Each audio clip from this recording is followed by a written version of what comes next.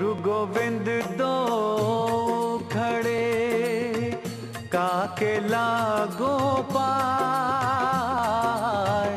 गुरु गोविंद दो खड़े काके लागो पाए। बलिहारी गुरु आपने गोविंद दियो बताए। कबीरा गोविंद दियो बताए।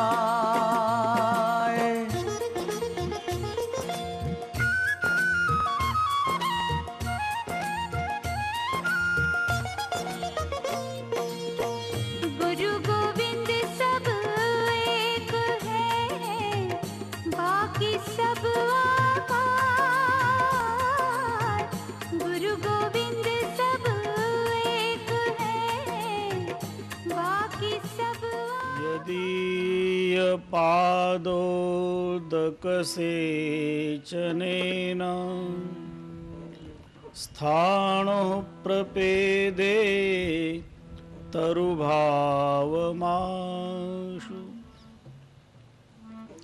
वन्द्यः सतां यो महनीय कीर्तिस् तं श्रीकबीरं सततं स्मरामि।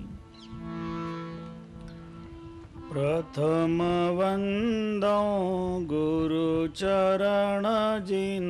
अगमगम्य लखाइया। गुरु ज्ञान दीप प्रकाश करि पट खोल दरस दिखाइया। जेहि कारणे सिद्ध्या पछे सो गुरु कृपा ते पाइया। अकह मूरति अमीय सूरति ताहि जाय समाइया। कृपा सिंधु गुरुदेव दीन दयालु कृपालु है।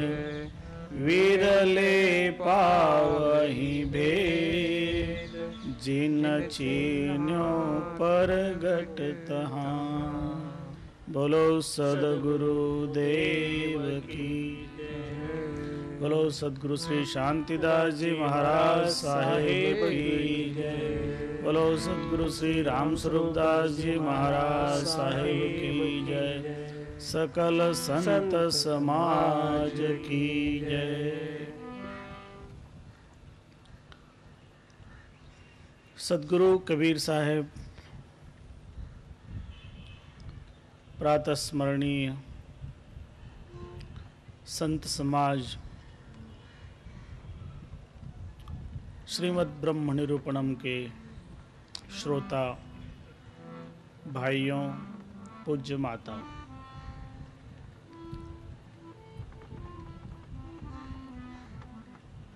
सदगुरु कबीर साहिब के सत शिष्य श्री धनी धर्मदास जी साहेब, जिन्होंने अपने समय में सदगुरु के श्री चरणों में 56 करोड़ की संपत्ति समर्पित की थी और सदगुरु ने उस 56 करोड़ की संपत्ति में से 1 रुपया भी नहीं लिया था। गुरु को ऐसा चाहिए, शिष्य को ऐसा चाहिए, गुरु को सब कुछ दे। शिष्य को ऐसा चाहिए, गुरु को सब कुछ दे, और गुरु को ऐसा चाहिए, शिष्य का कछु न ले। शिष्य सदगुरु के चरणों में अपना सर्वस्व सौंप दे, तन मन धन सब कुछ सौंप दे, और गुरु उसको भाव मात्र से स्वीकार करे, उसमें से वास्तव में कुछ नहीं ले। और यही बात धनी धर्मदास जी के समर्पण में અને સદગુરુ કબીર સાહેબ के स्वीकार में थी। धनी धर्मदास जी साहब ने सब कुछ सौंप दिया और कबीर साहब ने उनसे कुछ भी नहीं लिया, क्योंकि शिष्य पूरा त्यागी हो और गुरु भी पूर्ण त्यागी हो तो उस त्याग का परिणाम यह ब्रह्म निरूपण जैसा प्रकट होता है, क्योंकि ये उसी के लिए है जो इसका वास्तविक अधिकारी होता है। धनी धर्मदास जी ने सदगुरु के चरणों में सब कुछ सौंपने के पूर्व बहुत खोजा था, बहुत ढूंढा था, और बहुत ढूंढने के बाद भी जब उनको सदगुरु का दर्शन नहीं हुआ तब वो निराश हो गए थे और उन्होंने ये सोचा कि जब अब सदगुरु मिल नहीं रहे हैं तो इस जीवन का क्या लाभ। जब यहां तक स्थिति आई तब सदगुरु उसके सामने प्रकट हुए और कहने लगे कि तुम मुझे कहां खोज रहे हो। धर्मदास जी का वो शब्द प्रसिद्ध है, ढूंढ ढूंढ मैं हारा सतगुरु मिलान दरस तुम्हारा। और उसके जवाब में कबीर साहब ने उसको कहा था, मोको कहां ढूंढे बंदे मैं तो तेरे पास में, तुम कहीं और जगह मुझे खोज रहे हो, मैं तो बिल्कुल तेरे पास हूं, तेरे पास 1 इंच के फर्क पर नहीं हूं,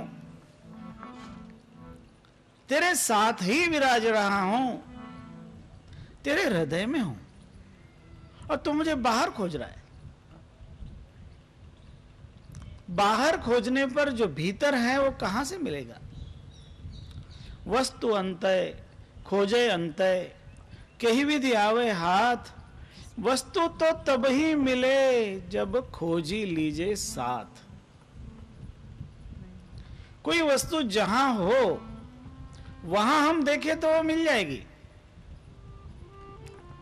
लेकिन हम ये सोचे कि जहां है वहां वो बराबर नहीं मालूम पड़ता और हम अन्यत्र खोजते रहते हैं तो वस्तु नहीं मिल पाती। महात्माओं ने एक दृष्टांत द्वारा इसे बताया। एक वृद्धा की सुई खो गई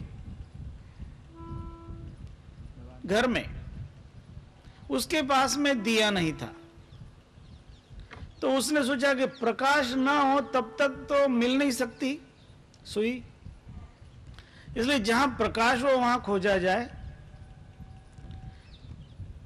इसलिए वह रोड पर जहां बिजली का खंभा था और उसमें लाइट जल रही थी, तो बिजली के खंभे के नीचे सुई खोजने लगी। सुई खोई थी घर में और खोज रही है बिजली के खंभे के नीचे। तो किसी ने उसे पूछा कि बुढ़िया माई क्या खोज रही हो, तो उसने कहा कि मेरी सुई खो गई है। तो कहां खोज रही हो, कहां खो गई?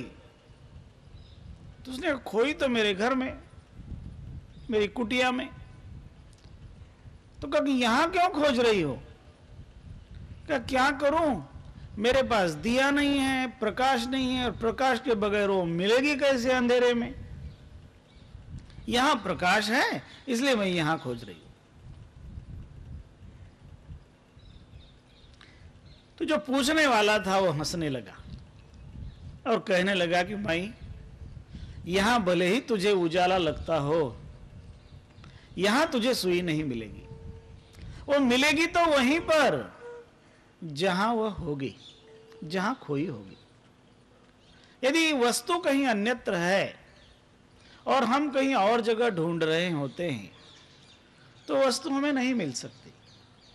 यदि पाना है उस वस्तु को तो जहां हो वहां खोजना पड़ता है।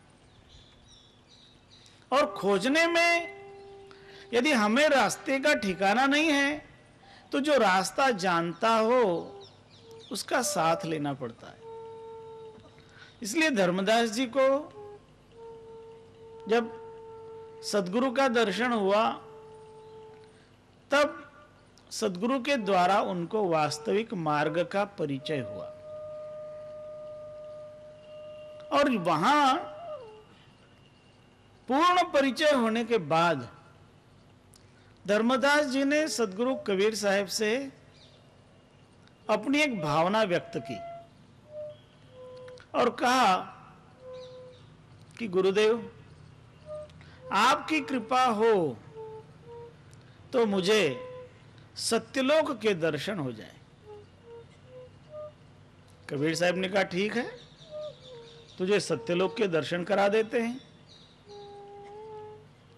और सद्गुरु ने धर्मदास जी को समाधिस्थ कराकर सत्यलोक के दर्शन कराए। सत्यलोक में धर्मदास जी की चेतना पहुंची और वहां वो क्या देखते हैं कि जो सत्य पुरुष का सिंहासन है उस सिंहासन पर साक्षात कबीर साहब विराज रहे। धर्मदास जी ने दर्शन किया और बड़े आनंदित हुए। और उसके बाद उनकी चेतना जब वापस लौट कर आई तब उन्होंने सद्गुरु से कहा कि सद्गुरुदेव ये सत्य पुरुष स्वयं आप ही हैं, ये आपने मुझे पहले क्यों नहीं बताया था।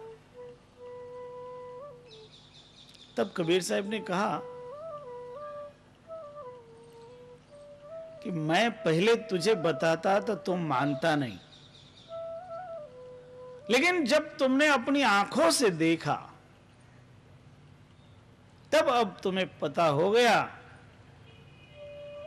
क्योंकि लोगों के अंदर यह भावना होती है जब तक न देखूं अपने नैना तब तक न मानो गुरु के बयाना।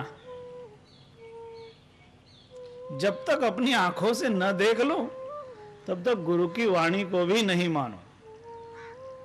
क्योंकि कुछ साधक ही ऐसे ही होते हैं जिनका स्वभाव होता है।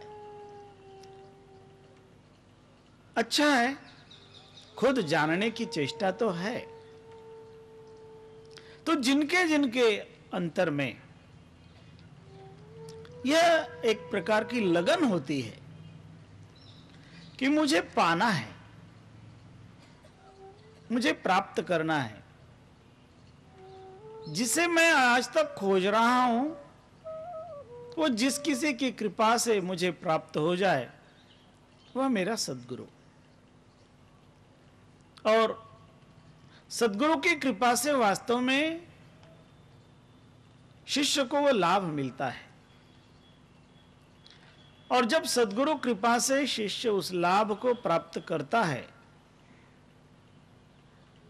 ज्ञान की उस पराकाष्ठा को अनुभव करता है, और वहां पर पहुंचने के बाद वह इतना पवित्र हो जाता है कि उसके पास किसी भी तरह का पाप भी फड़क नहीं सकता, आ ही नहीं सकता। क्योंकि जो इतना शुद्ध हो गया हो, इतना सुगंधित हो गया हो कि चारों तरफ जो सुगंध बिखेर रहा हो, जिसके अंदर से ही सुगंध निकल रही हो, तब उसे किसी प्रकार की अन्य गंध क्या प्रभावित करेगी। और सद्गुरु ने यही समझाया है। जो तत्व साधक खोज रहा है वो उसके पास में है। कस्तूरी कुंडल वसे मृग ढूंढे बन माहे, ऐसे घट घट राम है दुनिया देखे नाहि। कस्तूरी कुंडल बसे, वो जो सुगंधित द्रव्य है जिसकी सुगंध चारों तरफ बिखरी हुई है, उसका केंद्र प्रत्येक साधक का अंतरतम है। उस अंतस्थल में वह कस्तूरी का केंद्र है। जैसे कस्तूरी मृग के बारे में यह प्रसिद्धि है कि कस्तूरी मृग की नाभि में कस्तूरी होती है और जब उसकी सुगंध फूट निकलती है तब वो मृग समझता है कि किसी वनस्पति में से ये सुगंध आ रही है, इसलिए वो घास को सूंघते हुए सारे जंगल में घूमता है। लेकिन उसे घास में वो सुगंध नहीं मिल पाती और अन्य घास को सूंघते का निरंतर वो प्रयत्न करते रहता है, तब तक जब तक वो अपनी नाभि को नहीं सूंघ लेता। और ये जो परिचय कराते हैं वही सद्गुरु हैं। इसलिए सद्गुरु और शिष्य का जो संबंध है वह दुनिया का सबसे पवित्र संबंध है। इससे पवित्र और कोई संबंध नहीं।